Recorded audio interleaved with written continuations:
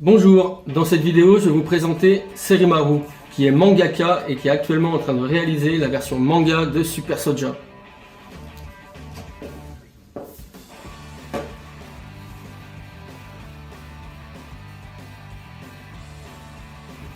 Alors je suis actuellement en train de réaliser la version manga, l'adaptation manga du projet Super Soja.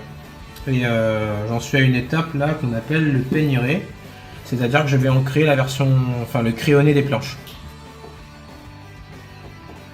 La réalisation d'un manga, on a plusieurs étapes. Du coup, à partir du moment où le storyboard, c'est-à-dire que le crayonné a été validé, le croquis des pages, on passe à une étape cruciale qui est ce qu'on appelle dans le japonais le shitagaki. Du coup, on va poser le crayonné qui sera la version finale du dessin. Et après cette étape qui est assez longue parce qu'elle demande beaucoup de concentration, on va passer à l'étape qu'on appelle le peigniré. Et c'est littéralement en fait l'imprimante, c'est-à-dire qu'on doit repasser tous les traits qu'on a choisis et puis on va avoir la version finale où l'erreur n'est pas trop permise.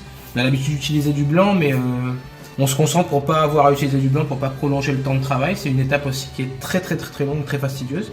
Du coup pour ça, moi j'utilise deux plumes, la J-Pen classique japonaise et la Maru Pen que je vais tremper dans de l'encre de Chine, tout simplement.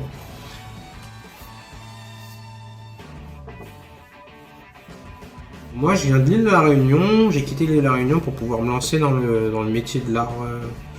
À la base j'avais quitté pour faire du dessin animé mais avec un goût certain pour le manga et j'ai fini par atterrir dans une école où étaient dispensés des cours de manga par une authentique mangaka japonaise. Et pour l'instant j'ai des petites missions comme ça et puis ce genre de projet intéressant auquel je participe en tant que réalisateur de manga. Du coup, pour Super Soja, c'est un projet assez particulier parce qu'on a du coup déjà une identité graphique, c'est pas vraiment de la création et ça me demande une faculté d'adaptation à un univers qui est déjà bien défini, à des codes qui sont bien présents, mais quand même de les transposer dans un manga traditionnel. Concrètement, en fait, sur Super Soja, une fois qu'on a mis en place avec l'équipe, on s'était mis d'accord sur le storyboard qui est là. C'est-à-dire le crayonné de ce que seront les planches, vraiment le brouillon. Et ben on va dire que le contexte de la production elle dure assez longtemps, c'est-à-dire que j'ai dû mettre une semaine grosso modo, sachant que je travaille à mi-temps. Du coup c'est des heures que je mets dessus après le travail. On va dire que j'essaye de mettre 6 à 8 heures par jour. Je compte pas mes nuits blanches, ça c'est certain. Et à ce rythme-là, j'ai dû prendre une semaine pour le crayonner et à peu près aussi une semaine pour l'ancrage. Et c'est vrai que pour vous donner un ordre d'idée, la première case de l'histoire qu'on a mis en place, qui est une double case, qui s'étend sur 2 pages, elle m'a pris à elle toute seule pour l'ancrage 8 heures à peu près. Du coup, c'est le genre de choses qui fait que c'est un métier de passionné ou alors faut pas le faire.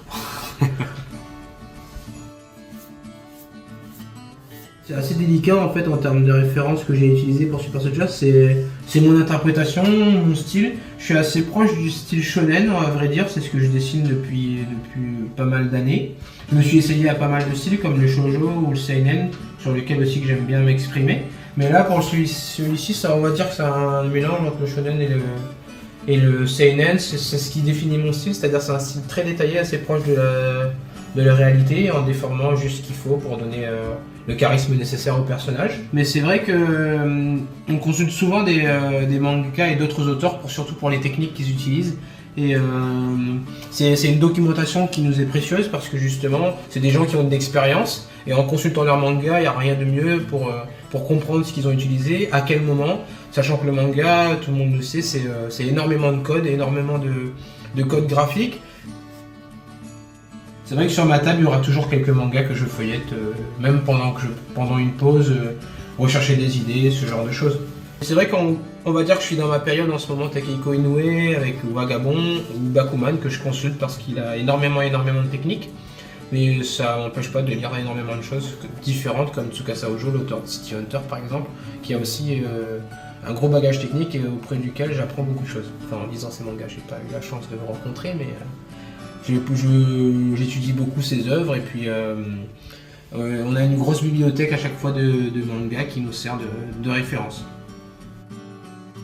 Quand il y a un délai assez particulier, assez tendu à tenir, ou alors ou que j'ai besoin d'aide parce que je prends un peu de temps, c'est vrai que je travaille avec, j'ai un goût assez prononcé pour les détails et ça entraîne le fait que j'ai parfois un peu de mal à tenir les délais.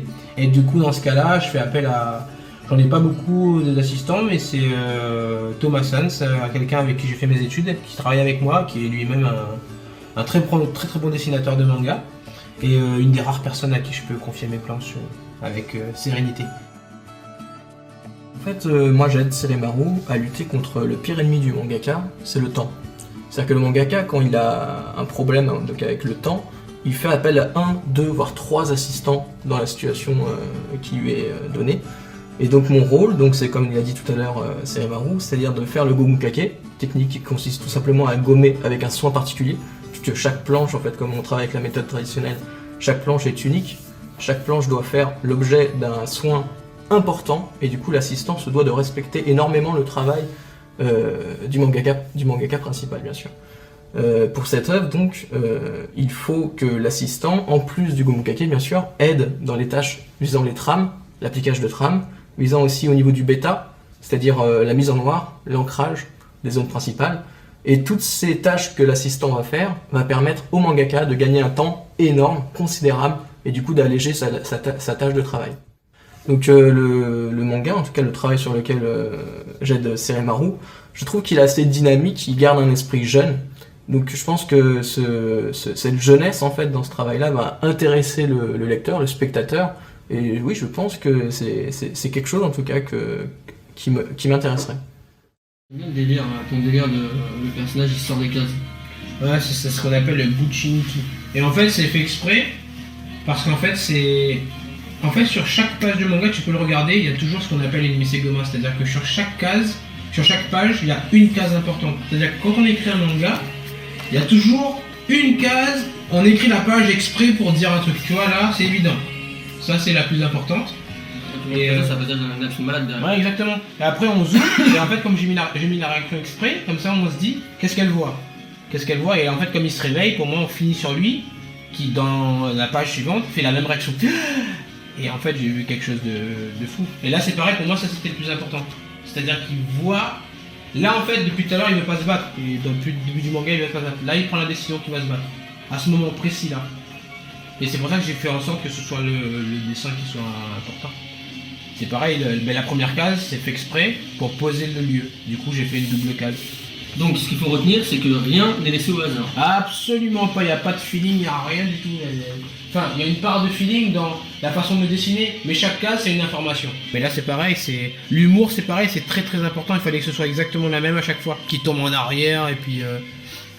Là, c'est pareil, suspense. Et en fait, c'est tout bête, mais si tu regardes bien, sur les mangas, ça m'a coûté 18 000 € de l'apprendre, hein, cette information. En fait, c'est ce qu'on appelle le rapport droite-gauche. C'est-à-dire qu'à chaque fois. Et vous allez l'apprendre gratuitement. Ouais. À chaque fois que tu dessines un manga, si tu regardes à chaque fois, quand tu as une double page, tu tournes ta page dans le sens de lecture. Il faut toujours finir ta double page par une information qui donne du suspense. Comme ça, le lecteur, il est obligé de tourner la page. Et en fait, ça, les japonais, on croit que c'est stylé, mais ils te manipulent en fait. Le japonais, toutes les pages, il fait en sorte qu'il y a un truc là. Et il fait ça pour les chapitres, il fait ça pour les mangas, il fait ça pour les séries. Du coup, à la fin d'un manga, il y a toujours faut que j'achète l'autre. Et en fait, il fait en sorte de rendre ça addictif. Et là, c'est pareil. J'ai fait exprès à chaque fois, quand tu lis ça, oh putain, il y a quelque chose qui va se passer. Obligé, tu tournes la page.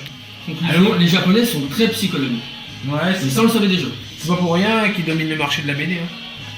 Parce que aussi qu'un lecteur, par exemple, ne pourrait pas voir au premier regard, c'est que la façon dont il a disposé les épis de blé, c'est rien n'est au hasard aussi. C'est qu'en fait, ça crée un rythme dans la case. Va vers là-bas.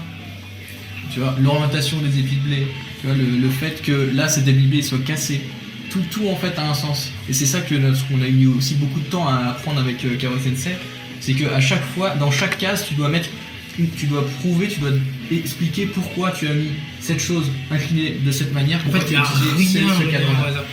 Et là, c'est pareil. Ce qui était important, c'est que ce soit un dessin stylé parce qu'il vient d'arriver. Quand un nouveau personnage arrive, que ce soit dans Naruto, dans One Piece, Présentation. toujours tu présentes le personnage. Limite, ça fait. Et en fait, comme lui, là tout de suite, c'est le héros. C'est pas possible que ce soit pas le héros, lui. Sinon, j'aurais fait un dessin plus simple.